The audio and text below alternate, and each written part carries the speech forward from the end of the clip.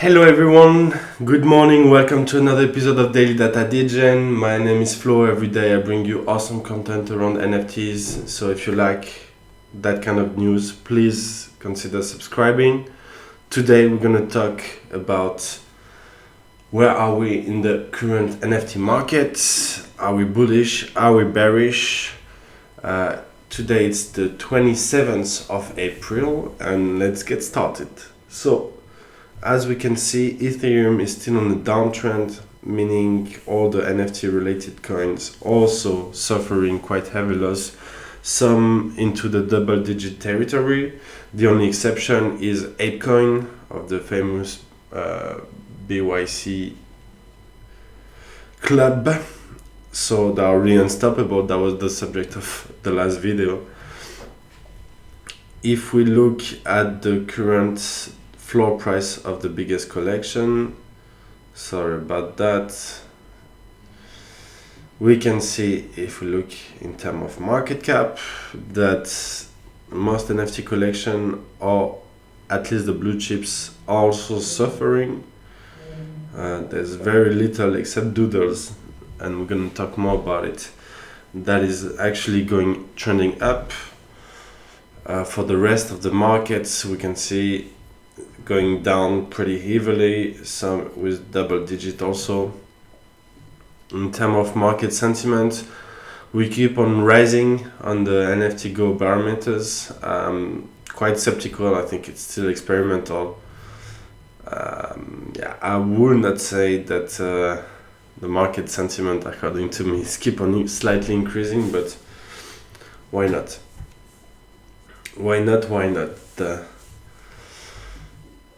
The news of today is we have different topic to talk about. Maybe we can start with actually the collection themselves.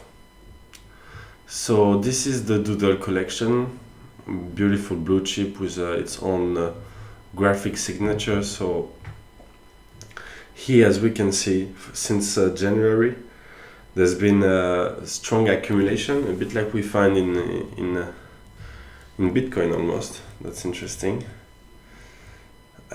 You can see, let's see if I do this, tack.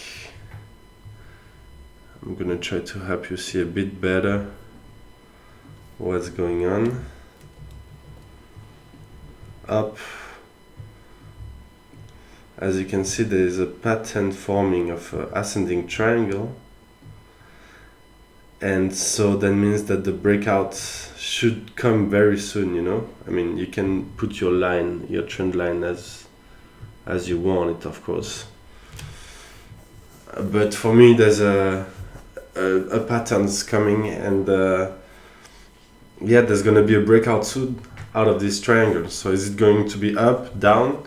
I think if it's going up, if it breaks the 16 floor price, we could go easily to 20.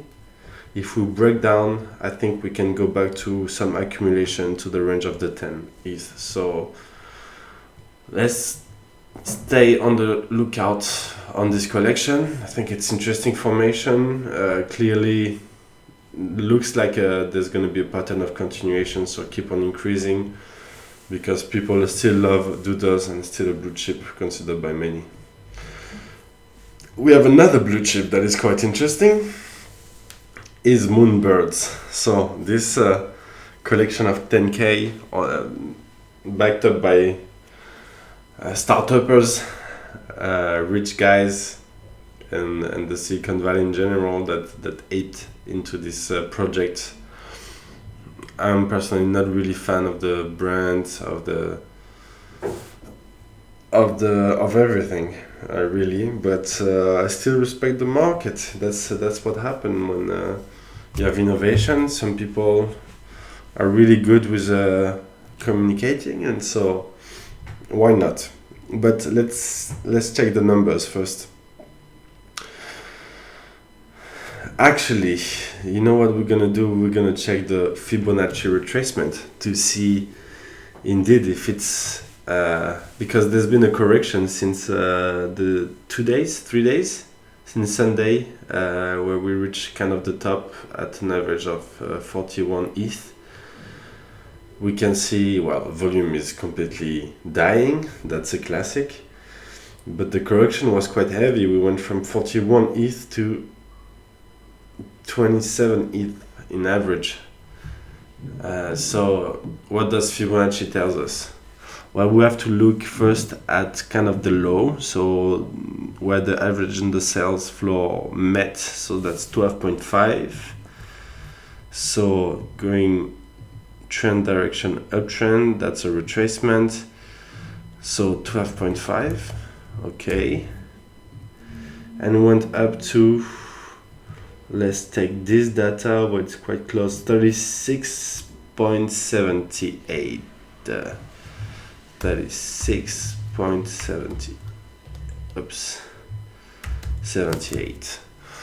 So the level to watch: 27.5, 31, and 24. So 24, if it goes below 24, clearly it's not good for the project. And I would say we're slowly dying unless there's real great innovation, but doubt it. The next level to watch is 27.5 and 31.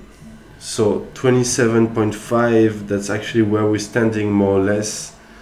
Right now the floor price is 26, but on this graphic we can see on the 6 hours it's still 27. The level to watch therefore is 31.5. If it break out of 31, then we can keep on rising with this collection. If it's not, if it's been used as resistance, then I would say it's a slow bleed coming. That's kind of for the two reviews of the collections I wanted to talk about today. Let's go to the feed now. Sorry if it's a bit long, I will try to be short. So we have two tweets related. This one saying, okay, I'm quite bullish on NFTs in the next 12 to 24 months because there are so many great people coming, great builders, great artists coming in the space, and they're gonna own and they're gonna make the space their own, you know. That's interesting intake, especially when you have this very famous and rich collector, Cosmo de Medici, that is actually shilling NFT.com, which is a new platform, kind of the ENS Instagram Web3 domain. So I think it's interesting, and they have obviously big money behind to buy NFT.com. It must have cost so much, to be honest. So it's big money coming. On the other hand, they're just launching another 10K collection. It's just another one. I don't know about those Genesis keys of 10K. Like, how can it scale? It's actually 20K. Okay. I don't know. I'm very skeptical about it. I will have a better look, but I know it's with auction, blind auction.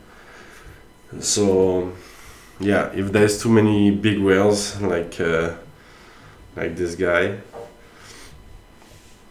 the prices could just, you know, they could just bid like crazy amounts just to have a certain floor price. I don't know. I'm very skeptical, but that's the overall attitude you need to have in this space with so many people claiming to be the best and do the awesome stuff. So yeah, DYDX, no, not DYDX, DY, do your own research basically. Sorry for my English, my shitty English. So that's the second point of the video is, okay, are we bullish in the space? If there is new people coming and they arrive with a new culture, I think the Web3 culture has to remain the same, you know, and keep evolving, because obviously there's a lot of problems and money doesn't solve all of them. So it's about culture and building communities and not cash grabbing, guys. I hope if there is one intake to have from this video and this one. And lastly, to help us actually navigate this cycle, we have Eternaz or Readers.eth that has done a wonderful job with this thread about understanding NFTs cycle. I advise it to all of you.